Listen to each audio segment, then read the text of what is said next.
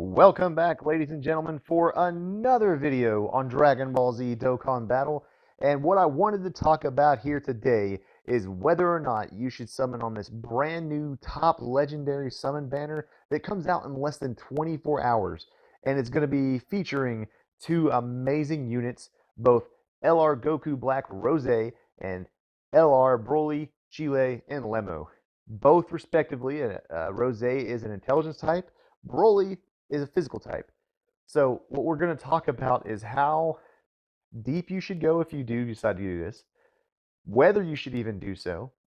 If you're free to play, then it's probably going to be an easy, I wouldn't waste your time. But if you are someone like myself who tends to spend a little bit of money, this is definitely a banner that's worth it. It's one of those situations where it's actually even really difficult to tell somebody that it's free to play not to summon because it doesn't feature just one, but actually two LRs on the banner. And they didn't even add really any extra cards. Here's the banner right here as it was on the Japanese version. So it comes with Rose and it also comes with Broly. And then you've got some damn good units on this banner actually. Some of the ones that are still usable in today's meta. Now, of course, like the first top five right there, you got the Agility Broly, the one that becomes wrathful and has an easy A. He's a great character that hardly anybody really talks about anymore, but he's a monster with his ability to be able to receive attacks and be able to boost up his attack. And then when he does attacks, he boosts up his defense. He becomes a tank at a certain point in a fight. He's actually a really good unit. I love the card. I've got him rainbowed, and I've actually got the base form with enough dupes to rainbow him. I just haven't done so yet. But then you've also got the intelligence Paragus that comes with Paragus and Broly when they're a Dokkan Awaken, who's a great support type unit for the Pure Saiyans, the movie bosses. He's a great unit overall. He's just a good support unit, and he's able to do a decent amount of damage. Then of course you got God Goku, God Vegeta, who've been out at the same time these two came out, and this is Strength Beerus, who is one of the has like one of the better easy A's for a unit that's not a Dokkan Fest exclusive. Don't sleep on that man, I can tell you that. And then when you go down towards the bottom, it's like, man, it's you got Whis. There, if they got some Extreme Z Awakenings, they probably be pretty good. The obviously Gosu and Zamasu, that's a good unit. They're great for Realm of Gods, so that's a really good unit to run if you have them. And then the two last Zamasu cards, they're meh, they're middle of the road. But the fact that there's only, let's see, so there are two new LRs and then there's 10 other featured units. There's still only 12 units on the banner, which is what you typically see with Legendary Summon. But your chances of getting one of the two LRs significantly increases because they didn't add any extra characters on top of it. So you have a 2 in 6, well, a 1 in 6 chance to be able to get one of the new LRs if you have one of those animations where you can get like a guaranteed featured unit. So it's a lot better than it would typically be with a regular legendary summon banner. Now, what I wanted to do though is dive into these cards a little bit so we can talk about what they do. Broly's one of those ones that's like he's a really interesting unit. So what we'll go ahead and do is we'll take a look at these guys now. So first we're going to take a look at Broly, Lemo, and Chile. The cool thing about them is that they're kind of a funky card, but they do a lot of different things. First of all, the one strange thing is I guess you could consider him like a bad guy, but they got him as an extreme type, which is kind of weird because yeah, Lemo and Chile, they're both, technically Frieza soldiers, so they're technically bad guys, but they really kind of have like an anti-villain type of role that they play in the movie where they're kind of like anti-heroes, honestly. Of course, in Broly, he has like kind of a weird turn at the end there, but anyway, so he's a movie boss's category key plus 4, HP attack and defense plus 130%, or he's an extreme physical type key plus 4, HP attack and defense plus 100%. His super attacks greatly raises defense for one turn, causes colossal damage to enemy, and lowers attack, which is a great thing. It'd be better probably if they lower defense, but lowering attack is still a good thing. It works on a lot of characters in the game. And then the 18 key super greatly raises attack and defense for one turn and causes mega colossal damage to enemy. Here's where he gets super interesting. His passive. Attack and defense plus 15% per key sphere obtained, plus an additional attack and defense plus 5%, and key plus 2 per key sphere with 2 or more physical key spheres obtained. So if you pick up more than 2 physical type key spheres, whether it be rainbow and everything, he gets an extra key plus 2 on top of the normal key 2 that he would get with just a physical type. So you're almost guaranteeing yourself getting a super attack. Here's where it gets really interesting though. All allies attack plus 39% with 2 or more agility or strength key spheres.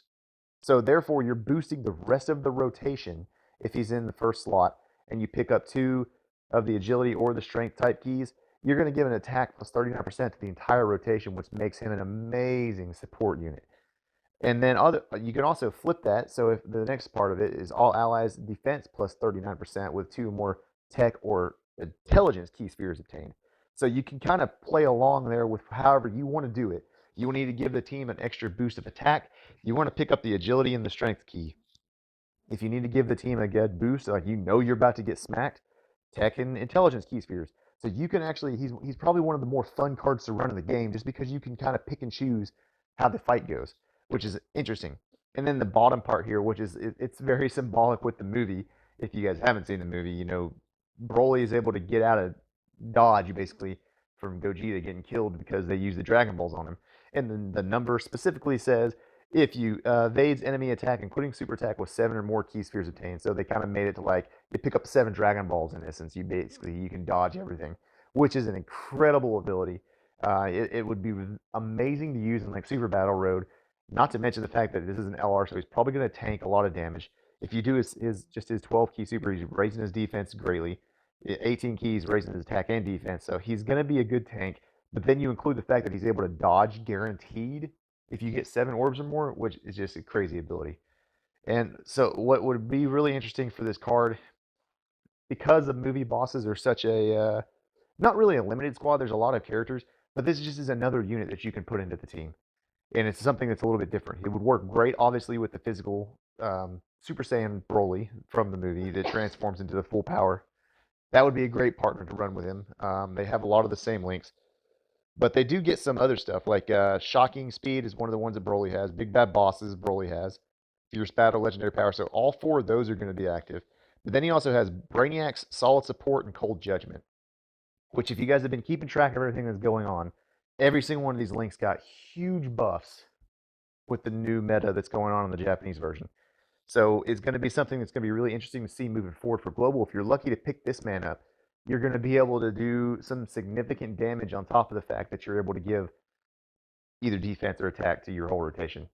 So yes, Broly, the only thing that he's limited by is just his categories, having only movie bosses and joint forces. But I have a feeling with this unit, he's going to age well. I really do think this unit's going to age really well because there's going to be other categories they're going to add. He's kind of like in that same realm that Piccolo is in the Dokkan Fest Piccolo. So you're just going to have to take some time, but I have a feeling he's going to get there. Anyway, let's move on to Rose. The really cool thing about Rose is this man hits like a freight train right out the gate. If you haven't seen any videos on this man, go check it out. He can do some crazy numbers right off the bat as soon as he starts. But he's a Future Saga category, key plus 4, HP attack and defense plus 130%, or extreme intelligence type, key plus 4 attack, HP attack and defense plus 100%. Super attacks, the blinding black Kamehameha greatly raises defense for 1 turn, causes colossal damage to an enemy, so it gets another defensive boost. And then the Holy Light Grenade is the greatly raises defense for 1 turn and causes mega colossal damage to the enemy. He's got some great super attack animations. That the blinding black Kamehameha is pretty crazy. And then the Holy Light Grenade's like a better version of the LR Rose and Zamasu card. It's kind of interesting because this unit uses literally Zamasu's in both super attack animations, so it's basically like he's the exact same thing as the extreme tech one, but it's just Rose by himself. This man also has an active skill, which is absolutely insane. It says it can be activated when HP is 66% or less, starting from the 6th turn from the start of battle. What makes him insane is his passive. Attack and defense plus 66%, plus an additional plus 6% each time key raises by 1, up to 120%. So every time you pick up a key orb, you're going to boost his attack plus 6%, all the way up to 120. Key plus 2 with each final blow delivered up to plus 6. Recover 6% HP at the end of a turn in which attack was received. So you're healing, you're doing crazy amounts of damage, and you're also building your key up. So what makes this guy crazy is the fact that right there in that first slot, you get attacked right away, you're building your key up, and you're adding your attack to it. That's what makes him be able to do an insane amount of damage. Of course, his categories are going to be Realm of Gods, Patora, Future Saga, Time Travelers, Kamehameha, Exploding Rage, and Inhuman Deeds, which Inhuman Deeds just came out not too long ago with Nappa. Not a whole lot of There's a lot of great options on that category team actually, but this is just another one of those units that's going to add absolute fire to that one. Then he comes with Super Saiyan, Fear and Faith, Kamehameha, Dismal Future, Big Bad Bosses, Fierce Battle, and Legendary Power. Again, that Big Bad Bosses, if you guys are not tracking, insane buff with the new Link skills. Doesn't have to be below a certain HP threshold for it to activate it. Activates instantly on start of turn. That's 25%. I don't have to explain why that's such a big buff. But anyway, so those are the two new characters. This is going to be a great banner. If you have the ability to do so, I would say personally myself, summon on this banner. I'm going to be summoning. The wife's going to be summoning. I'm hoping to get some luck.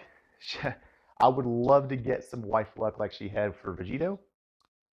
At this point, if you haven't been keeping up, I'm still Gogeta-less, but I promised myself I was going to wait and hold off on this banner first before I started going back for him. What's cool about this banner, though, not only do you have those two LRs, but you're going to have every single LR that has been released up to this point that's going to be in the banner. Now, for the Japanese version, as you can see down here, when this banner released, there's one card in particular who's missing off this banner who would and should be on ours tomorrow morning. Ultra Instinct Goku. That man will be on this banner. You're not going to be able to buy him with coins. So don't think about that. But he will be on this banner. That's just one more thing I just got to add in there for like a little tease and to try to hype you guys up to want to summon on this banner. But he will be on this banner. Plus all these other featured units you got down here. You have so many cards that are in the game now that are LRs. Your chances every time one of these banners come out, it's going to increase dramatically. Dramatically, chances of pulling an LR are going to go up.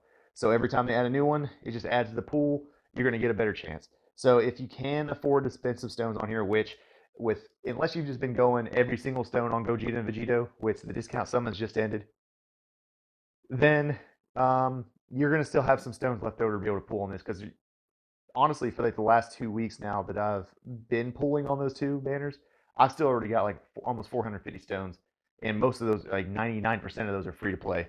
So you guys should be able to bank some stones unless you guys are just being going crazy trying to rainbow those units, which I can't blame you for doing so. The fusions are still easily two of the top units in the game, so definitely go after as many of those as you can. I don't blame you for that. But if you have a chance, definitely jump into this banner. Try to get Rose, try to get Broly. You will not regret it if you do pull those units. Anyway, that's going to be the video. Wish you all luck. And I will catch you guys next time on Dragon Ball Z Dokkan Battle. See you guys.